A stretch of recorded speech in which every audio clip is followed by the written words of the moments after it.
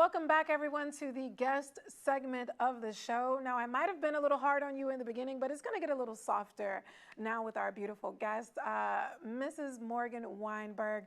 She founded the organization Little Footprints, Big Steps, and works with locals to reunite neglected children, as well as others in the orphanages, with their families and advocate for their well-being. She coordinates Little Feet, Big Steps activities and building up a dedicated team of Haitian staff, as well as a powerful partnership with local child protection authorities. Morgan, thank you so much for joining us today. Thank you for having me. It's a pleasure. It's a pleasure.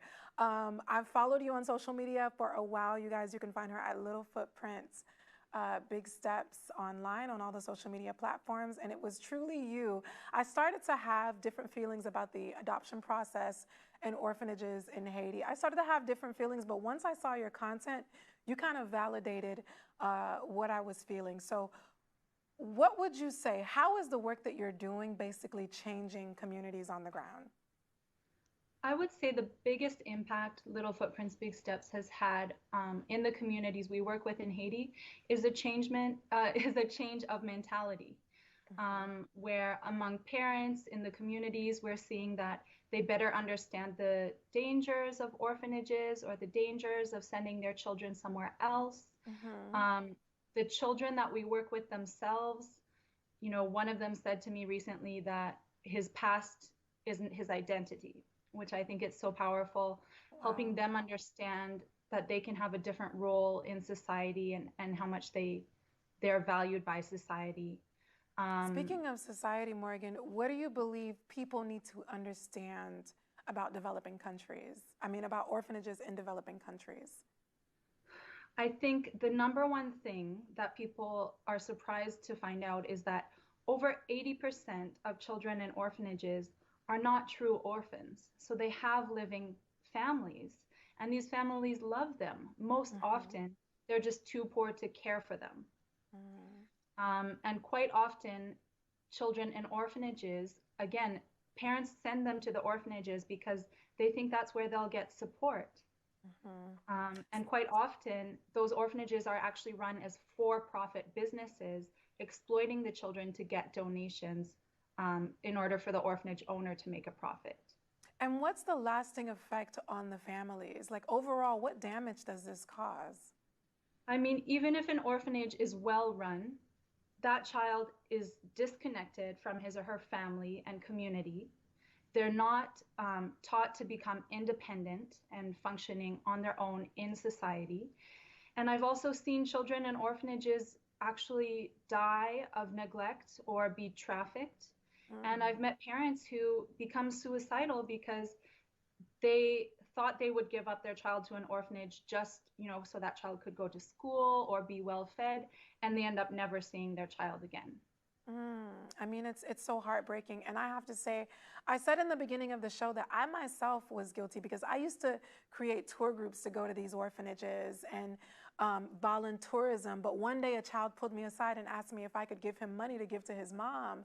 And I was shocked because I'm like, you're at an orphanage. What do you mean your mom? So for those who have good intentions and they just want to help, how should they help?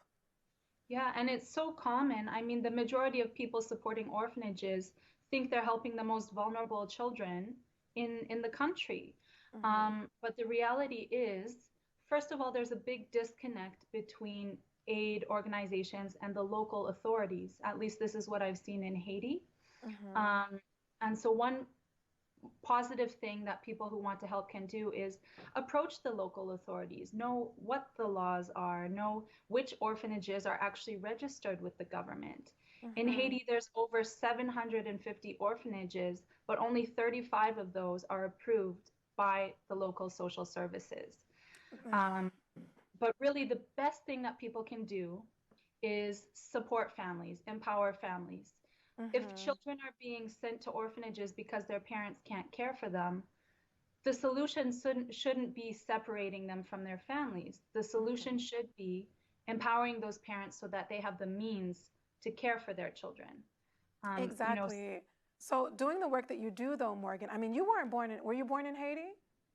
No, I am Canadian, and I moved to Haiti at the age of 19.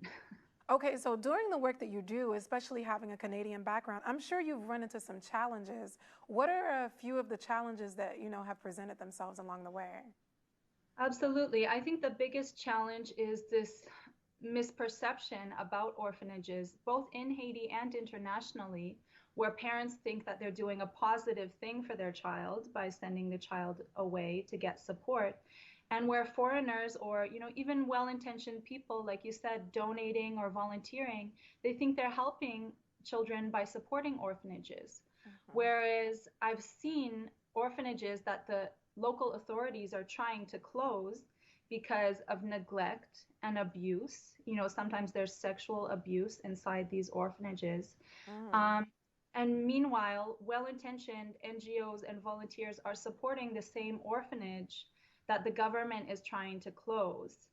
And what happens in reality is that the funds continue going to the orphanage, so the orphanage owner has more power than the government. And I've seen, Mm. orphanages that the government is trying to close, where the orphanage owner, because he has a good support base, ignores the government or even goes a step further and threatens social services agents. Morgan, speaking of the government, are there any policies recently or policies that you were involved in that passed to help with this fight, this current struggle?